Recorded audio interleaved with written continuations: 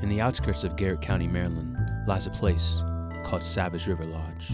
Join us as we delve into the story of Savage River Lodge and how it came to be. This is Lodge from a Dream. I'm Jan Russell. And I'm her better half, Mike Dreisbach. Okay. We are married, and it's like in the world today, if you get married, everybody assumes that the female is going to take your last name, and I didn't want to take her last name, and she didn't want to take my last name. So we are married. A lot of times they call me Mr. Russell because they don't know that my last name is something different. It's easier to say than Dreisbach. And they call you Miss Dreisbach, but we do have different last names, which is okay by both of us. We just, but yeah, we've been married, been together for 25 years. So. We met at a business conference in Chicago at the University of Chicago. The conference was on building community in workplaces, and we were both consultants and had that as a common interest. Yeah, we both were consultants before the lodge. Jan was a hotel restaurant consultant, and I'm a labor mediator and team building consultant. Well, we bought this property in 1991 with the intention of building a lodge business. We both had agreed that we wanted to be outdoors. We wanted to change our lifestyles. At 40 years old, we were on the road all the time and had a different level of stress. So we were flying all the time. So in 91, we bought the property and we started to work on the business plan, which took about a year. And then we had our vision boards and we had our ideas, but it took us 7 years before we could get to the point where we could actually do construction. Just had lots of hurdles, because when you build a piece of property in the middle of 800 acres of the state property, the state wants to pretty much have a good say in everything you do, even though it's your own property. So it took us 7 years to build the place. We started construction in 1998, and in 1998 we began the bridge and the road and got the infrastructure started. And then finally in 1999 we opened up for business. As Mike said, that when you're neighbors to the state, there were a lot of hurdles to get through, working through the state to finalize our access and our right-of-way on the road. That was one of the biggest hurdles. Putting a bridge across a native trout stream and in a 100-year floodplain was a hurdle. Probably the biggest hurdle was getting anybody to believe in us. That they said, what a crazy idea, that if this was such a good idea, why hadn't somebody already done it? And the banks thought we were crazy, and that's probably was the biggest hurdle of, just getting the financing. Yeah, we always say that we're going to write a book when we finally retire. It's going to be, title is "You Can't Do It Because," and then there's a whole bunch of reasons why everybody told us we couldn't do it, but we were able to do it. So, but after 2 decades of being here, pretty much, we proved a point. We've also proved a point that in the early 90s, no one understood what ecotourism was. And so in this part of the world, if you didn't understand that, you were automatically labeled a tree hugger, because they didn't know what else to call you, a tree hugger. So, but ecotourism is what we do today.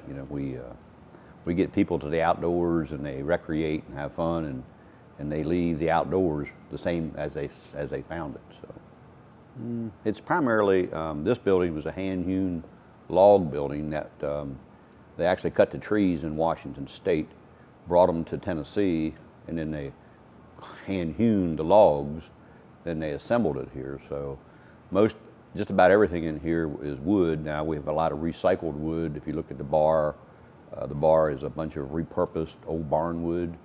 The floors in here are, some of the area is old barn floor. And so around here, a lot of things are repurposed from scrap lumbers and those kind of things. The bookshelves upstairs were old pallets, and the bridge was a used Army bridge. It was a used military bridge that we got, and it was used probably 3 or 4 times before it finally got a home here. So it wasn't a brand new bridge, it was a recycled bridge.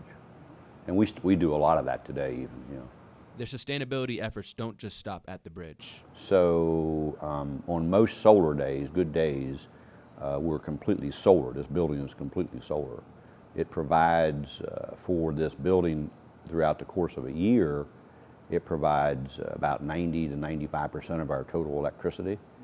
And for the whole property, it does about 65% of the entire property. And it's a good investment. It's absolutely sustainable and renewable, and it's green. And payback from a business standpoint, if you'd say, well, is it a good business move? It'll be paid back. We'll make our investment back in about 6.5, 7 years. And it's in its third year right now. We have 18 individual log cabins that have a queen size or king size bed and a sleeping loft. And then a main floor has sofa and a couple of big easy chairs, gas log fireplace. We provide coffee, everything you need for hot beverages. And those are very cozy. And then we have, our new addition is 8 yurts. And Mike, want to talk about the yurts? Yeah, we built 8 yurts, and our idea was to have an eco-friendly outdoor tent experience. They're manufactured, it's a kit manufactured from Pacific Yurts in Cottage Grove, Oregon. All the wood in those yurts are sustainable forest materials, which got our attention. But the yurts, they really are a tent. It's like you have a little bit of insulation in them, and there's a tent material on the outside. They have passive solar light because we have lots of open space. We have a dome in the top of it that allows the light to come in. They're passive cooling, so if you open up all 4 windows and open up the dome in the winter or in the summer, you don't need air conditioning. But they do have some really high-tech things in them. They have radiant floor heat in the floors. They have on-demand hot water heaters, all propane.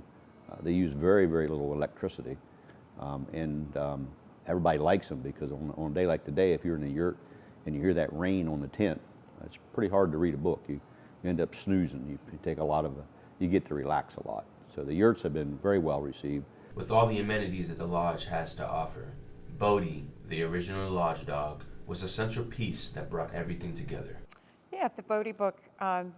Bodie was the original lodge dog. He was a yellow lab. He was about 5 years old when we opened the lodge. And he was a rambunctious Labrador retriever. And we were really concerned that he was going to be a nuisance because he was so energetic and enthusiastic.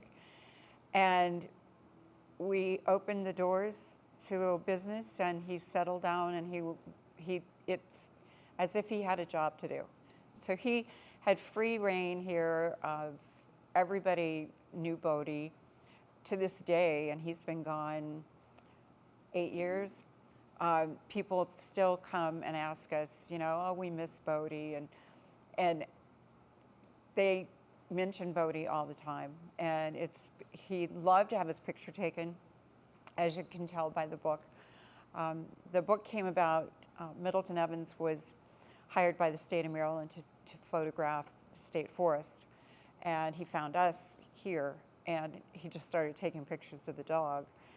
After a year or so, he had so many pictures, he said, well, why don't we do a calendar? So we did a calendar, and I think we did a calendar for 5 or 6 years, and then we had so many pictures from the calendars, he said, let's do a book. So we did the book.